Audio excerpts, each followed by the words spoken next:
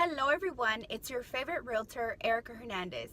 I hope that you had an excellent MLK day. Some of us were off, some of us had to work. Whatever you did, I hope that you enjoyed it. As for me, I was able to take some time off and spend some time with some friends. I wasn't able to do my Monday videos, so I'm actually doing it today.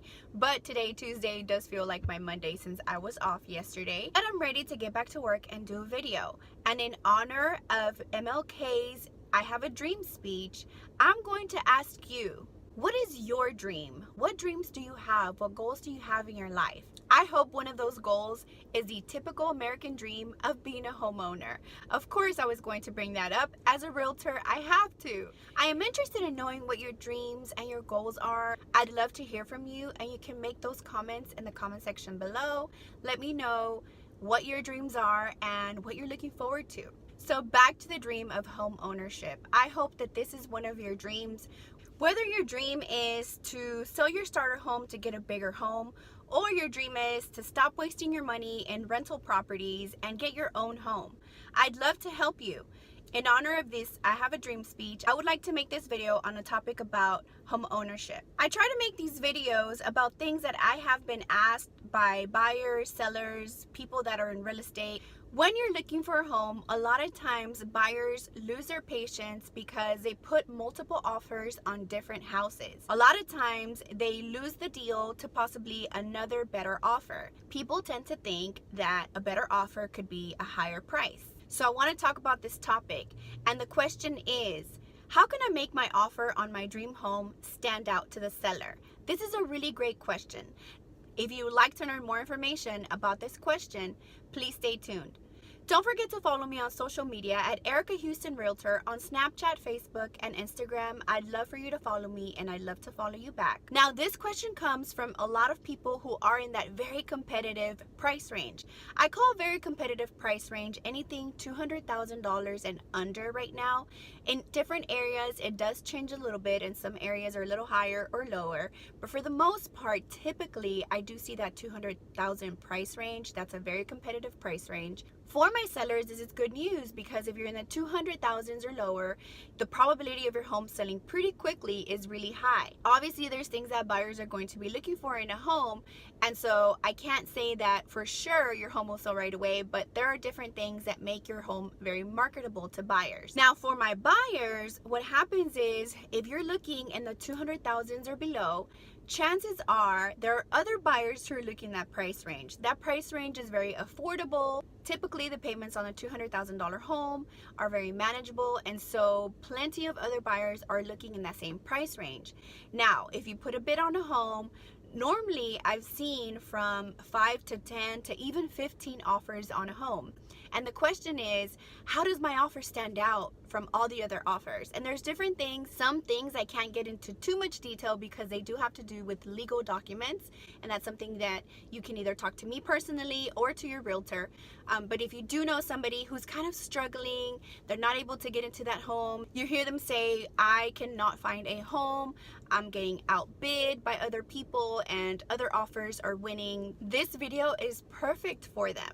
So let's jump right in. So one thing I want to point out is buying a house is a little bit similar to buying a car, but not really. I've heard a lot of people tell me, oh yeah, it's kind of like an auction because you're putting a bid and whoever bids the highest gets the car, for example. And in this case, whoever bids the highest gets the house.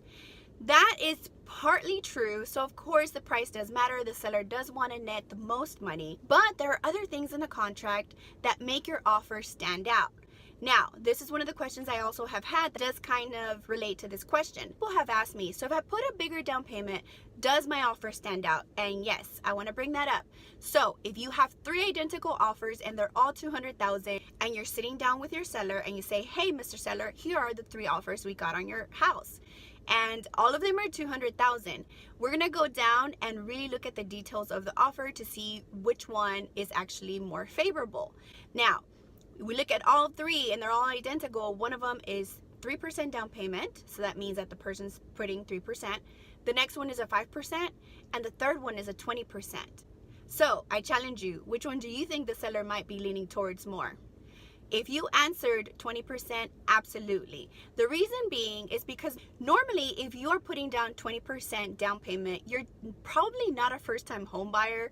You've already saved up for a long time. You know how it works. You know the benefits of 20% down payment. A lot of times we see that as, okay, they're financially stable. They know what they want. They've saved. There are times when you are a first-time home buyer and you're putting 20% down. That just tells the seller this person must have been saving for a really long time. As you guys know, saving money is so hard nowadays, and so someone who's saving 20% down payment must be a really strong buyer. And so that's really what we're looking at. When we have a paper and we're just looking at numbers, we're trying to decide, okay, which one is less likely to fall apart.